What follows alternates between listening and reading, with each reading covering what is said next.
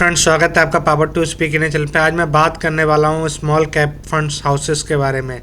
तो मैं पहले बता दूँ, 31 स्मॉल कैप की स्कीम्स हैं ऑलरेडी हमारे पास मार्केट के अंदर। मतलब 31 म्यूचुअल फंड हाउसेस हैं जिनके पास स्कीम्स हैं। उसमें से 29 सिर्फ एक साल के अंदर आई हैं स्मॉल कैप म्यूचुअल फंड के अंदर। तो आप देखिए मतलब कितनी डिमांड है स्मॉल कैप की मार्केट के अंदर। इसके हिसाब से इसमें से 29 जो स्कीम्स आई हैं वो अभी आई हैं एक से मतलब मान लीजिए 1 से 1.5 साल मान लीजिए, इतने के बीच के अंदर आई हैं सिर्फ 29 स्कीम्स। तो अब मैं आपको बताना चाहूँगा, एक BSE स्मॉल कैप जो इंडेक्स है उसका क्या टोटल रिटर्न रहा है एक साल के अंदर। तो उसका टोटल एक रिटर्न जो आप अराउंड में मानेंगे नियर अबाउट 2.5% का रिटर्न रहा है उसका एक साल के अंदर। तो बाकी सब देख रहे हैं, निफ्टी ऑल टाइम हाई की तरफ बढ़ रही है, सब कुछ हो रहा है, पर स्मॉल कैप का जो रिटर्न रहा है बहुत ही कम रहा है, 2.5%।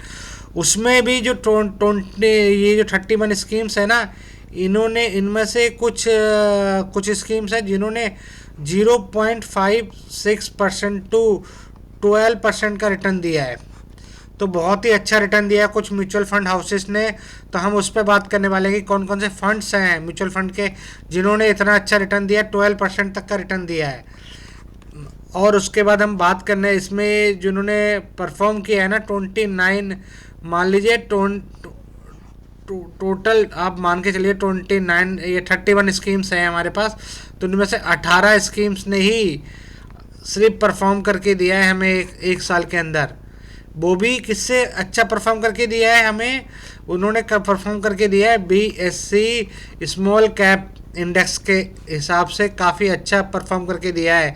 मतलब कहाँ BSE का जो इंडेक्स है वो 2.5% का रिटर्न दे रहा है, यहीं पे यही फंड हाउसेस की 18 स्कीम्स हैं जो कि 0.56 से लेके आपकी 12% तक का रिटर्न दे रही हैं। तो ये मुझे मतलब काफ़ी अच्छा लगा, तो इसलिए मैं डिस्कस कर रहा हूँ इस चीज़ को। सिर्फ मैं जो बात करूँगा मैं उन्हीं फंड को लूँगा जिनका AUM ग्रेटर देन 5,000 करोड़ है। क्यों? क्योंकि मेरा मानना है कि आप लोग जब क्यों एक्सपेंसेस ज़्यादा देंगे, आप इन्हीं फंड को देखिए और फंड को क्यों लेना, आप फालतू का एक्सपेंसेस क्यों देंगे। तो मैं अगर बात करूं पहले टॉप 3 फंड हाउसेस की, तो पहले नंबर पे आता है मोतीलाल ओसवाल। एक सेकंड दीजिए, बस मैं दूसरा पेज खोल लेता हूं, उस पर बताता हूं आपको। अब पहले नंबर पे जो आता है वो आता है मोतीलाल ओसवाल। ये आपने सुना ही होगा मोतीलाल ओसवाल का नाम। स्मॉल कैप फंड है ये, इनका स्मॉल कैप फंड की जो हम बात कर रहे हैं आज, स्मॉल कैप फंड। ठीक है, ये हो गया। सेकंड नंबर पे आता है इन्वेस्को स्मॉल कैप फंड। ठीक है, थर्ड नंबर पे आता है आपका बंधन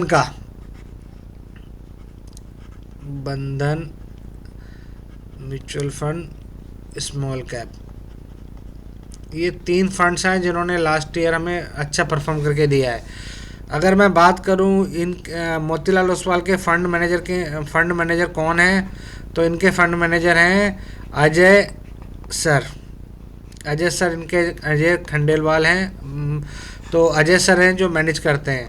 फिर अगर मैं इन्वेस्को की बात करूं, इन्वेस्को में आदित्य सर हैं जो मैनेज करते हैं फंड इनका। यहाँ पे 2 फंड मैनेजर्स हैं, एक है मनीष सर जो मैनेज करते हैं, एक दूसरे हैं जैन सर। जैन सर का पूरा नाम है कीर्तिन जैन। ठीक है, ये फंड है।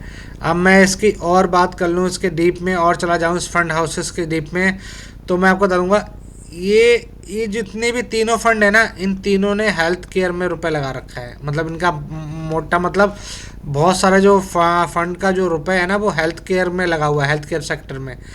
फिर मैं एक सेकंड पॉइंट बात करूँगा, इन्वेस्को है और जो ये बंधन है, इसने जो रुपया लगा रखा है वो लगा रखा है टूवर्ड्स फाइनेंशियल सर्विसेज के लिए। इनके पोर्टफोलियो में जो मिलेंगे आपको शेयर्स ना मिलेंगे ना, वो मिलेंगे फाइनेंशियल सर्विसेज के। तो इन्होंने इस टाइप से डाइवर्सिफाई कर रखा है अपना पोर्टफोलियो।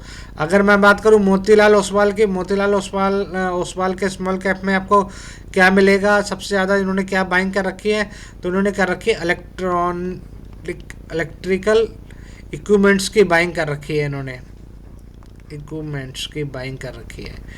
ये मैंने मोटा मोटा आपको बता दिया। इन इन्वेस्को और बंधन के इसमें मिलेगा आपको सबसे ज़्यादा मिलेगी चीज़ें, तो फाइनेंशियल सर्विसेज के रिलेटेड मिलेंगी।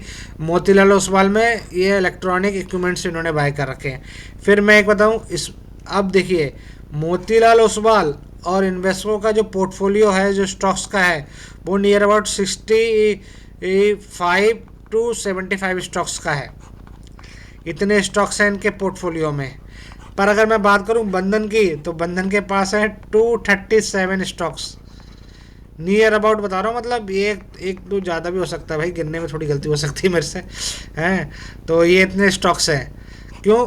अब देखिए इसमें होता है ऐसा क्यों है। और बंधन बैंक की एक अच्छी चीज़ बताता हूँ मैं, बंधन बैंक के साथ अच्छी चीज़ ये है कि बंधन बैंक का पी फंड का जो पी है सबसे लोएस्ट है, लोएस्ट पी है, ठीक है। फिर इसमें एक अच्छी बताऊँ कि जितने भी इनके 150 स्टॉक्स हैं, 150 जो स्टॉक्स हैं उसमें लेस देन इनका 0.5% है। मतलब बहुत बड़ा फंड, इसके AUM काफ़ी बड़ा है इसका, 5,000 करोड़ से ऊपर का है। तो ये बहुत ही कम रुपए मतलब लगाते होंगे, तभी भी बहुत ज़्यादा मतलब इनको डाइवर्सिफाई कर रखा है इन लोगों ने। तो ये बहुत मतलब अच्छा है, ताकि मतलब एक टाइप से देखा जाए तो एक नेगेटिव भी है पॉजिटिव भी है। पर मैं इसको अच्छा इसलिए बोलूँगा कि स्मॉल कैप में इन्होंने बहुत सारी लाइंस में डाइवर्सिफाई कर रखा है अपने पोर्टफोलियो को अच्छे से। तो ये बहुत अच्छी बात होती है किसी भी फंड हाउसेस के लिए कि इसने बहुत अच्छे से डाइवर्सिफाई कर रखा है। फिर अगर हम बात करें कि आपको अगर कभी कोई लेना है, फंड हाउसेस लेना है, तो आप फंड हाउसेस बोलो, कोई भी म्यूचुअल फंड आपको लेना है या SIP लेनी है, तो आप मुझे मेल कर सकते हैं armin.pimg@gmail.com। मैं यहाँ पे आपको पूरा फंड सजेस्ट कर दूंगा, आपको कौन सा फंड लेना चाहिए, कैसा किस में कैसा रिटर्न रहेगा। और इसके लिए आप मुझे फॉलो कीजिए, लाइक कीजिए, शेयर कीजिए मेरी वीडियो को, मुझे काफ़ी अच्छा लगेगा। अगर आप किसी सिटी से हैं, उस सिटी का नाम मेंशन कर सके कमेंट में, तो मुझे और अच्छा लगेगा। जैसे कि मैं बरेली से हूँ तो मैं बरेली मेंशन कर रहा हूँ। वैसे ही आप जहाँ से भी हों, कहीं पुणे से हों, आप कहीं से भी हों, इंडिया के या दुनिया के किसी भी कोने से हो, तो आप मुझे मेल कर सकते हैं और अपना कमेंट में मेंशन कर सकते हैं अपनी सिटी को। Thank you, have a nice day.